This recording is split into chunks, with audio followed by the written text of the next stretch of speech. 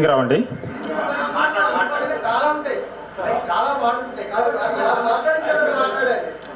నా పేరు Narasimharao. Telangana license land surveyors association ఏర్పాటు చేసుకున్నాము. అంటే తెలంగాణ గవర్నమెంట్ వచ్చే కంటే ముందు 1 సంవత్సరం నుంచి అంటే దానికి జనరల్ సెక్రటరీగా పనిచేస్తున్నాను.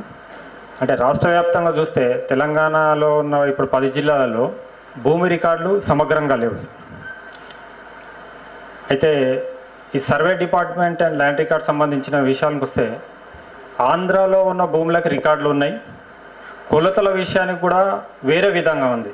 అంటే స్టేట్ ఎప్పుడైతే మనం అనుకుంటున్నామో ఈ మరాఠవాడ సిస్టమ్ అనేది అంటే ఎప్పుడైతే తెలంగాణ ఏర్పడక ముందు ఉన్నది ల్యాండ్ కొలతలది తెలంగాణకే ఈ 10 జిల్లాలకి వేరే విధంగా ఉంది, ఆంధ్రాకు వేరే విధంగా ఉంది. రికార్డ్స్ వచ్చేసి మన మండలిలో కానీ ప్లస్ కలెక్టరేట్ ఆఫీస్లో అసిస్టెంట్ డైరెక్టర్ ఏడీ ఆఫీస్లో ఉంటాయి. ఈ రికార్డ్స్ ఏవి సమగ్రంగా లేవు, కరెక్ట్గా లేవు. అంటే అన్ని ఉన్న కాడ లోపభూయిష్టంగా ఉన్నాయి, కొన్ని దొంగిలించబడ్డాయి. అంటే అందులో పట్వారీలు ఎవరైనా ఇంతకుముందు పనిచేసినప్పుడు ఉంటే అవన్నీ మళ్ళీ దాన్ని డిజిటలైజేషన్ చేస్తే ఫ్యూచర్లో మనకి ఎటువంటి ప్రాబ్లం రాకుండా ఉంటుంది. ఇప్పుడు ల్యాండ్ రికార్డు మీదనే చాలా ప్రాబ్లమ్స్ వస్తున్నాయి. రెవెన్యూ డిపార్ట్మెంట్లో తహసీల్దార్ ఆఫీస్కి వెళ్తే మొత్తం దీని మీదనే నడుస్తుంటుంది. ఇదొకటి. ప్లస్ స్టాంప్స్ అండ్ రిజిస్ట్రేషన్ డిపార్ట్మెంట్లో కూడా దాన్ని కొంచెం సరళీకరణ చేస్తే డాక్యుమెంటేషన్ చేసుకునేటప్పుడు డాక్యుమెంట్ రిజిస్ట్రేషన్ చేసుకునేటప్పుడు దానికి ఫీజు వచ్చేసి చాలా తక్కువ ఉంటుంది గవర్నమెంట్కి. అక్కడ ఉన్న దళారులు అంటే డ్రాఫ్ట్ తయారు చేసే వాళ్ళు 1000 రూపాయల నుంచి 10,000, 20,000 తీసుకునే వాళ్ళు కూడా ఉన్నారు. అంటే మొన్న రీసెంట్గా వెళ్తే ఒక కుమ్రేల్లో ఒక రిజిస్ట్రేషన్ చేయించాను చేర్యాల మండల్లో.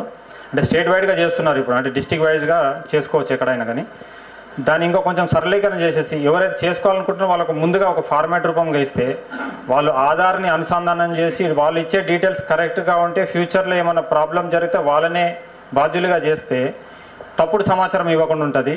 డబ్బులు అంటే కరప్షన్ అనేది తగ్గుతాయనేది మా ఉద్దేశము. అట్లాగే భూముల రికార్డుకి సంబంధించి కొంచెం మీరు దీన్ని డిజిటలైజేషన్ చేయాలా.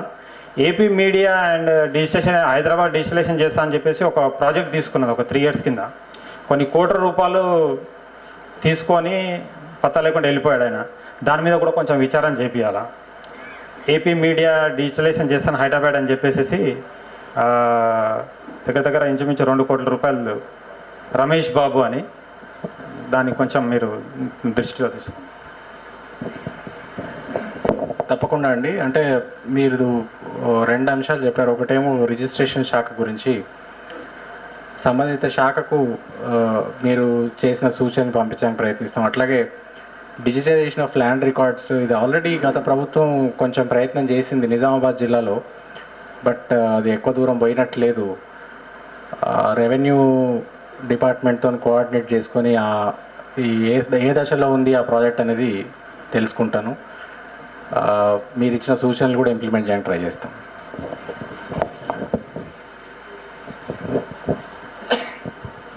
నా పేరు యాదగిరి సార్.